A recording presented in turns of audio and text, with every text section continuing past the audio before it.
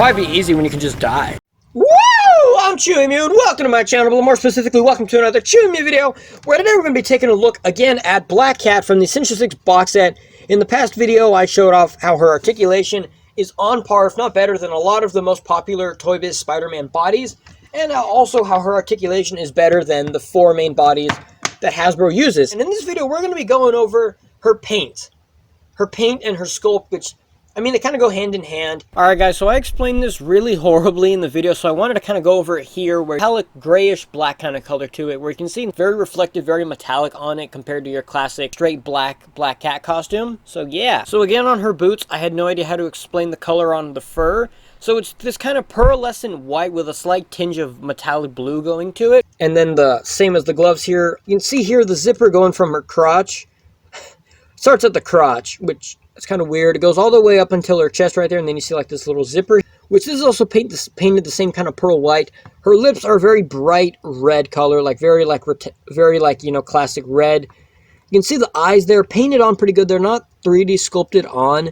I mean, the curve of her eyeball is, see the eyelashes there, very consistent eyelashes on both sides.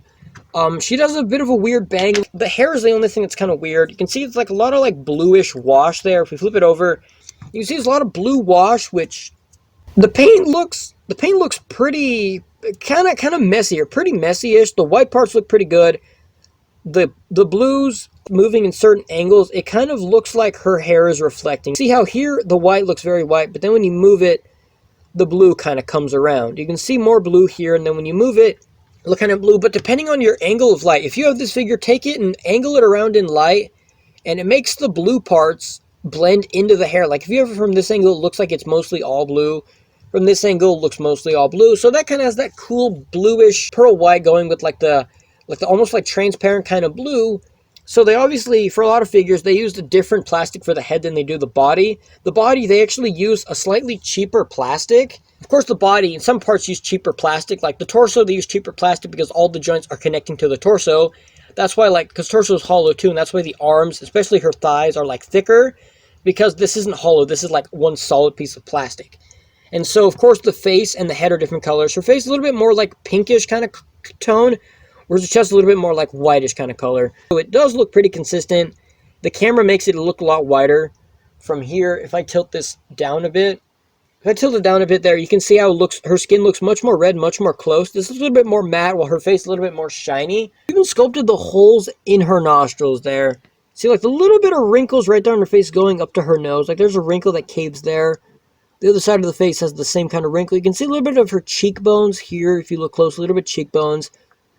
I will say, slightly chubby-ish face. If her face was just like a little bit leaner, that'd be perfect. Like if her cheeks are a little bit leaner.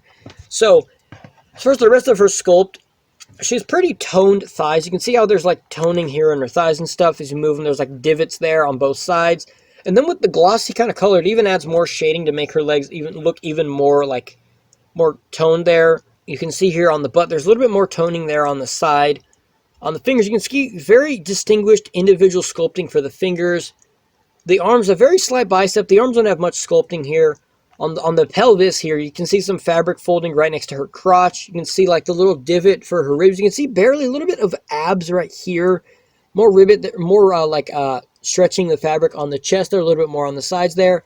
So still a lot of attention to her sculpt. She does have still some detail on her legs, but it doesn't feel as apparent and as like noticeable because her body isn't this shiny metallic, where hers is shiny metallic. So you look at these, you can clearly see Black Cat's very stylized, very like Spider-Man right here in first appearance. You can see how the shading, you can very much see how his like the sculpt and muscles on his body are very obvious, very sculpted out. But you can still see, without the paint, you can still see all of the little divots, all of the wrinkles in his costume, all the details here, the ribs, his abs, the pectorals, all the stuff, the neck. I mean, the neck's broken there, but you can see all the webs, all the back looks very much like, very like lumpy, because all of his, all the fabric stretching over his body, over his like thin muscular body there and stuff. Oh crap, the arm just broke. Holy crap. You can see like the curvature of the body does look very much toned like a female body is. You can see here on the butt there as well. So I did sculpt, I put some some clay here, I sculpted it on. I need to go back and paint that part right there. But I sculpted it because without it, her butt looks very weird because there's no plastic here on the butt. So it makes the butt look not human. It looks like you have like two butt cheeks here and then a big like V gap right in the middle. Doesn't look too human, but you can still see how now it looks a little bit better. The paint and her sculpt, the level of detail they still put into this body, like the toning on her legs, on the detail on the face, her hair, the color blending on with her hair. The back looks a little bit weird. Overall, the paint on this figure and the sculpt is great. You can see as much love and care as Toybiz puts into their figures. You can see the same level of detail and attention they put into this figure as they do all the others. So now I've proven her articulation is great. Her paint and her sculpt are also great. In the next video, we're going to be talking about another thing that's kind of controversial, but we're going to be talking about that next. So I'll see you guys in the next video. If you like, be sure to let me know, and I will see you guys in the next video. Since we're not done yet, we don't know to do why, and I will see you guys in the next video. Bye, guys.